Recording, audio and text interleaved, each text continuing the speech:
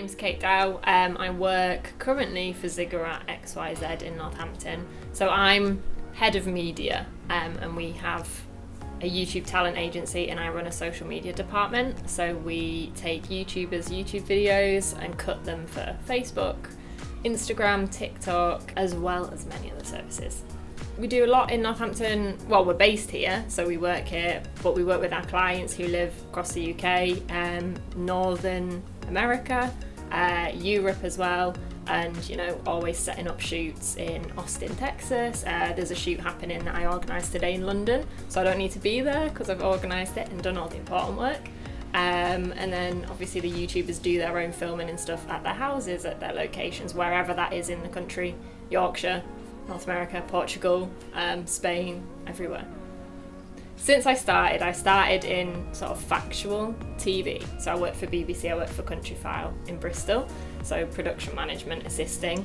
But I really wanted to do scripted because I love TV, I love film. I did film and television production at university, so I knew I wanted to make something from nothing and tell a story, whereas factual is something that exists that you go observe and report on, and I really wanted to do storytelling and impacting people the way that I really loved watching film and TV.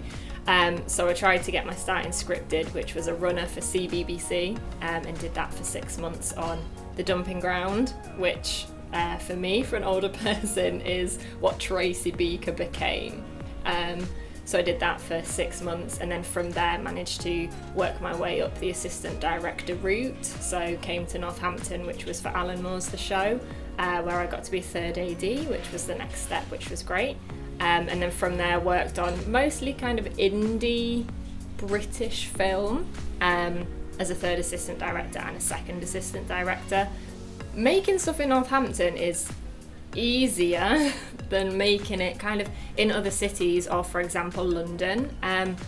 One of the biggest headaches if you're shooting or filming somewhere is kind of the transport and moving people around to all the places you're needing to shoot and needing to film. You've got your main cast, you've got all your crew, you've got extras if you have them, and if you're shooting in let's say a courthouse setting, which I've done in London, the courthouse location is somewhere where you don't have a unit base close by. Whereas I've also shot in a courthouse location in Northampton, I want to say more than once as well.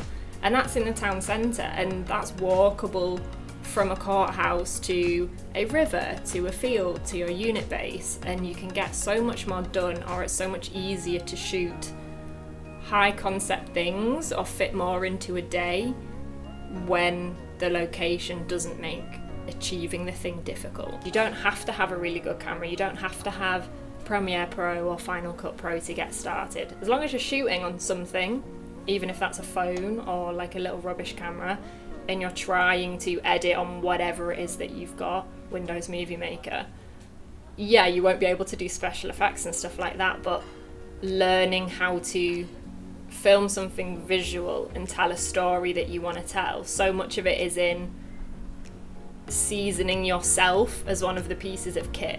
Like, you could have a bad camera and a bad editing thing that's on your laptop, but the more you film and cut things on these sort of low budget kit, you improve when you've made that edit, which visuals you chose to put together that make people feel a certain way, and you only get better by doing.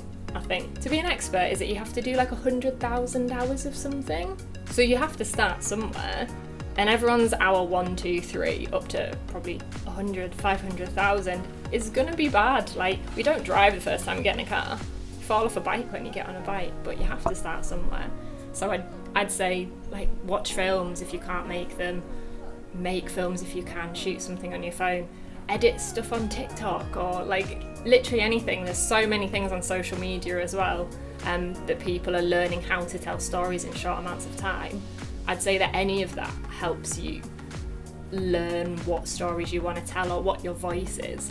Do you tell comedic stories with a punchline? Do you tell emotional stories? And you only know that by doing it.